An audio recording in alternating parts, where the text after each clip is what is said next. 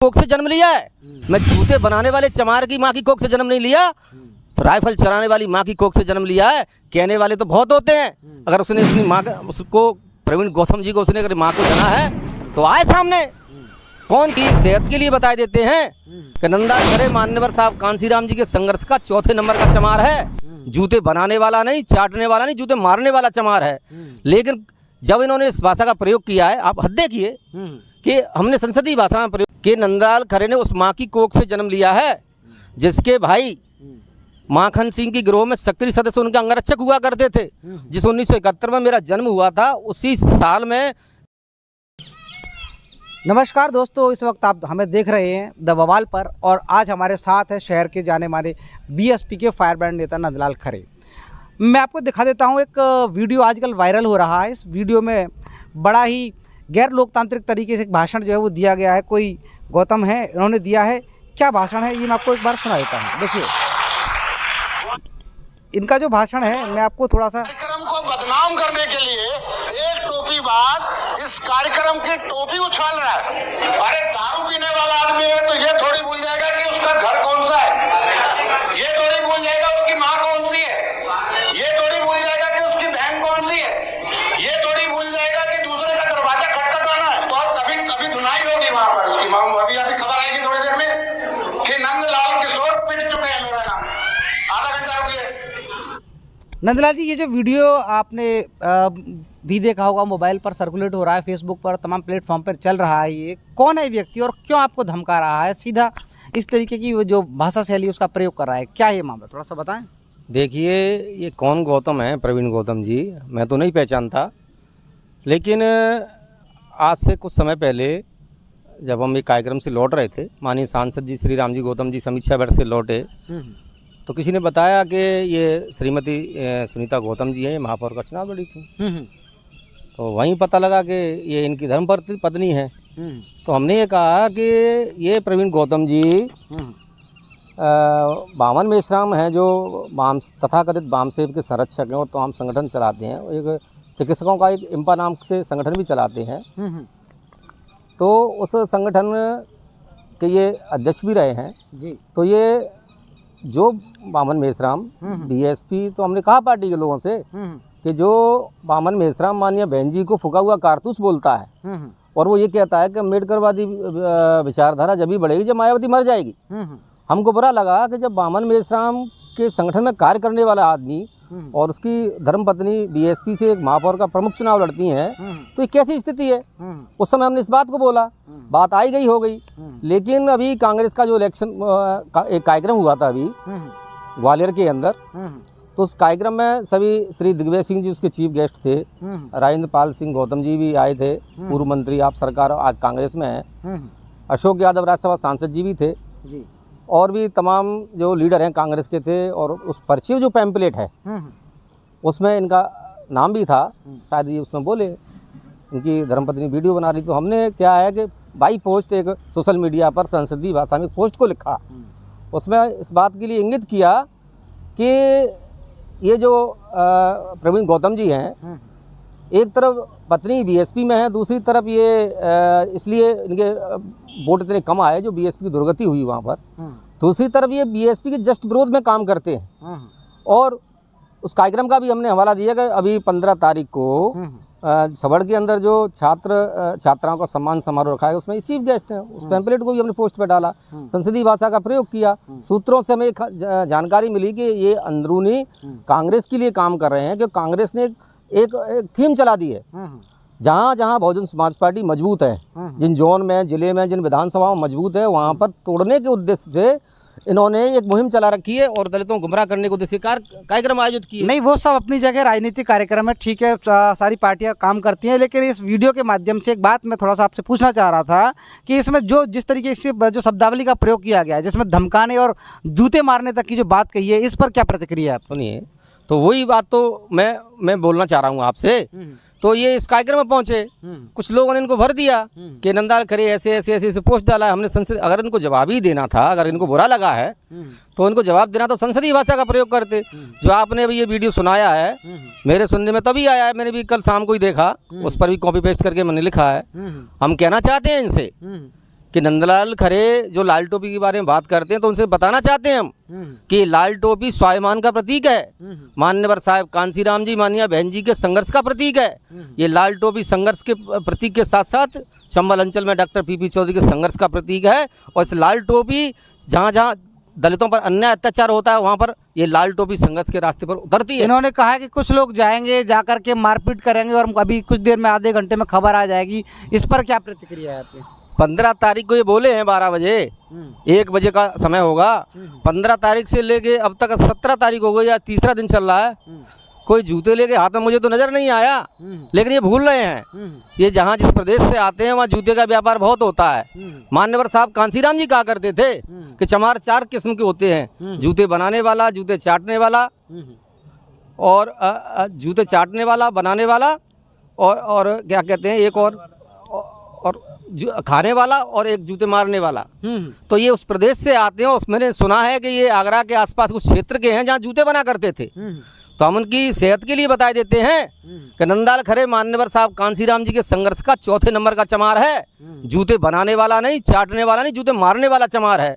लेकिन जब इन्होंने इस भाषा का प्रयोग किया है, आप हद देखिए कि हमने संसदीय भाषा में प्रयोग किया और उन्होंने खींच करके हमारी माँ बहन बेटियों तक उन्होंने शब्दों का कहा। ये कहा है उन्होंने साफ तौर पर, वीडियो में आप देख सकते हैं कि दारू पीने वाला आपको कहा है और साथ ही ये कहा है कि उसे अपनी माँ के बारे में, बहन के बारे में और यहाँ तक कि अपने घर परिवार के बारे में उन्होंने आपको इंगित किया है कि वो सब कुछ याद रहता है। ये क्यों कहा, आखिरकार क्यों ऐसी बात उन्होंने कही है? देखिए, ये अपसेट होने का तरीका है। कहीं आप किसी व्यक्ति को टॉर्चर करते हैं, हमने टॉर्चर नहीं किया, हमने सच्चाई को बोला।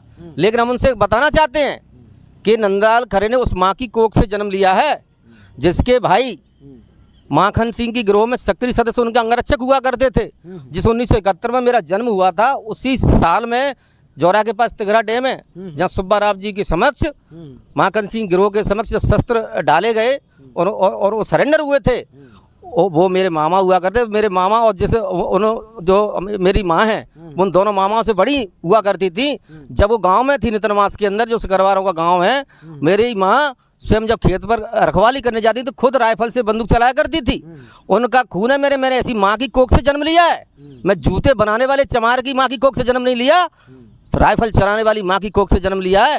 कहने वाले तो बहुत होते हैं। अगर उसने अपनी माँ का, उसको प्रवीण गौतम जी को उसने अगर माँ को जना है तो आए सामने, कौन किसमें जूते मारता है या फिर कौन किसमें क्या करता है। ये संसदीय भाषा मेरी माँ बहन बेटियों को लेकर के बोले हैं। अरे हम तो महात्मा फुले साहू अम्बेडकर की विचारधारा पर चलने वाले, ये कहते हैं कि हम विचारधारा पर चलते हैं। अरे विचारधारा पर चलने वाले हम हैं। हमारे मुंह से आपने कभी एक शब्द सुना?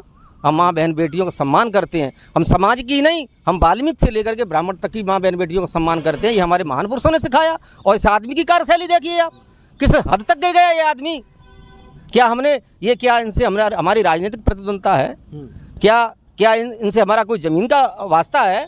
हमने जो एक बात थी राजनीतिक तौर पर बोली, आज उनको ये हर गई। लेकिन जब मैंने पोस्ट को डाला तो वो एक कोई पत्रकार है थोक नायक न्यूज़ का, वो उस पर पोस्ट में कमेंट में बोलते हैं कि आप 24 घंटे नशे में रहते हैं। अरे नशे के लिए तो आज से 2 वर्ष पूर्व बाबा साहेब डॉक्टर अम्बेडकर की चल समारोह जयंती का समापन हुआ पुरानी सब्जी मंडी, वहाँ पर हमने संकल्प लिया। हमने इस बात को उस समय ही बोला और अभी बोल रहे हैं आपके सामने कि चलो हम पे उंगली उठाई कि नंदलाल खरे शराब पीता है। हमने उस समय भी कहा, आज भी बोल रहे हैं, चलो हम शराब पीते थे या पीते थे उस समय, लेकिन हम समाज का खून पीने का काम नहीं करते थे, ना अब करते हैं। असली नालायक तो वो लोग हैं जो समाज के बीच में रहकर हरे घास का हरा सांप बनकर समाज का खून पीने का काम करते हैं। समाज को अम्बेडकरवादी विचारधारा से दिग्भ्रमित करने का और सौदेबाजी करने का काम करते हैं। असली नालायक तो वो लोग। डॉक्टर भीमराव अम्बेडकर जी के जो विचारधारा है उसको भी आप आत्मसात करने के साथ साथ दूसरा ये है कि आपने कांसीराम के साथ भी काम किया है। काफ़ी समय तक आप रहे हैं, जब से आप राजनीति में हैं। क्या इस तरीके की विचारधारा का व्यक्ति जो जहाँ शिक्षा से संबंधित सम्मान समारोह हो रहा हो और वहाँ पर इस तरीके की शब्दावली का प्रयोग कर रहा है, कैसी मानसिकता है? ये क्या दिखाता है? देखिए, ये आयोजकों पर निर्भर करता है। क्या मुरैना जिले के अंदर विद्वान नहीं है?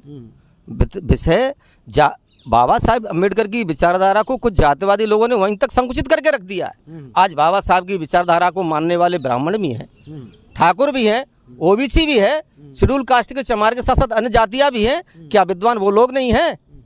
उनको बुलाना चाहिए।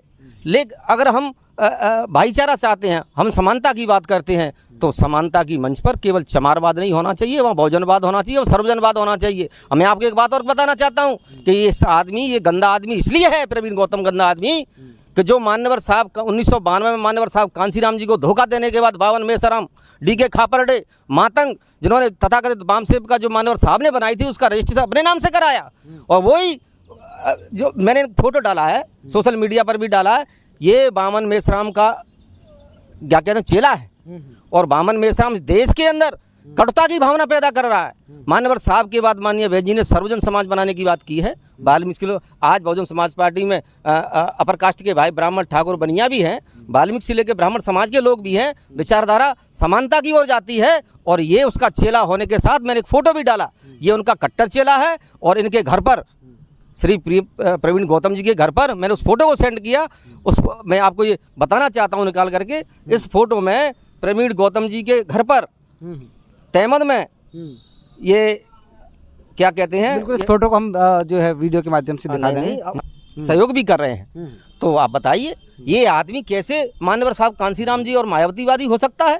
जो आदमी उस आदमी का फॉलोअर हो, जो जगह जगह जाकर के इस बहुजन आंदोलन को कुचलने के उद्देश्य से जगह जगह जाकर के समाज को भ्रमित करने का काम करता हो, कैसे अम्बेडकरवादी हो सकता है? जब जो व्यक्ति दिखावा करता हो अम्बेडकरवाद का, वो कैसे अम्बेडकरवादी हो सकता है? कैसे समानता की बात कर सकता है? क्या मैसेज देना चाहेंगे समाज को? हम समाज को ये मैसेज देना चाहते हैं, हमारी कटुता किसी से नहीं है। हम बहुजन समाज के साथ साथ सर्वजन समाज बनाने की बात कर रहे हैं। और जहाँ सर्वजन, देखो आपको बताएं, ये फोटो आप देख पा रहे होंगे, मैं आपको स्क्रीन पर दिखा देता हूं कि जिसमें प्रवीण गौतम की जो पत्नी है वो 500 रुपये का जो नोट है उसको जो बामन मेश्राम है उससे देते हुए नज़र आ रहे हैं तस्वीरों में, कैमरे में अगर आप देख पा रहे हो तो। ये तो कुल मिलाकर के बात ये है कि इन बीएसपी के जो नेता हैं उनका कहना है कि बहुत ही गंदा व्यक्ति जो है ये प्रवीण गौतम इनको बताया है। और आगे की कार्यवाही क्या रहेगी? देखिए समाज देख सुन समझ रहा है। और दुख की बात तो ये है कि इसने कांग्रेस के जो कार्यक्रम को लेकर, क्योंकि वाम से भी जो बामन मेश्राम है कांग्रेस का बड़ा वाला एजेंट है। उत्तर प्रदेश के अंदर आम चुनाव हुआ इससे पहले, उस चुनाव में इन्होंने लोकसभा विधानसभा चुनाव में बीएसपी के विरोध में प्रत्याशी को उतारा, उनसे गठबंधन किया। आज यही व्यक्ति इनडायरेक्ट तरीके से ग्वालियर चंबल जोन में, जहां बहुजन समाज पार्टी मजबूत है, समय से पहले कांग्रेस का इंडोर तरीके से काम करने का कार्य कर रहे हैं और बहुजन समाज पार्टी को क्षति पहुंचाने का काम कर रहे हैं। आगे की कार्रवाई आपकी बात करते हैं तो इन्होंने जाकर के सबलगढ़ के अंदर उस कार्यक्रम की ना कहते हुए वहां पर समाज को भ्रमित करने के उद्देश्य से उन्होंने कहा कि नंदाल खरे ये टोपी वाला समाज के इस कार्यक्रम का विरोध कर रहा है। यहाँ महिला भी बैठी हैं, बच्चे भी बैठे हैं। मैं इससे पूर्व उस कार्यक्रम में जब मुझे आमंत्रित किया गया था मैं उसमें गया था, समय के अभाव के कारण मैं उस कार्यक्रम में नहीं पहुँच पाया। ये एक अलग विषय है, सामाजिक सांस्कृतिक कार्यक्रम चलते रहना चाहिए। नंदाल खरे ने कभी भी समाज का कभी कोई विरोध नहीं किया। आप देखिए मुरैना चंबल की धरती पर जहाँ भी कंट्रोवर्सी पैदा होती है, जहाँ दलित समाज के साथ में आप देखते हैं जहाँ भी अन्य अत्याचार की घटनाएं होती हैं, बहुजन समाज पार्टी के हमारे जिम्मेवार लोग नहीं पहुँचते, उससे पहले नंदाल खरे पहुँच जाता है, अपनी जान को दांव पर लगा करके न्याय के लिए संघर्ष करता है। आगे की क्या कार्यवाही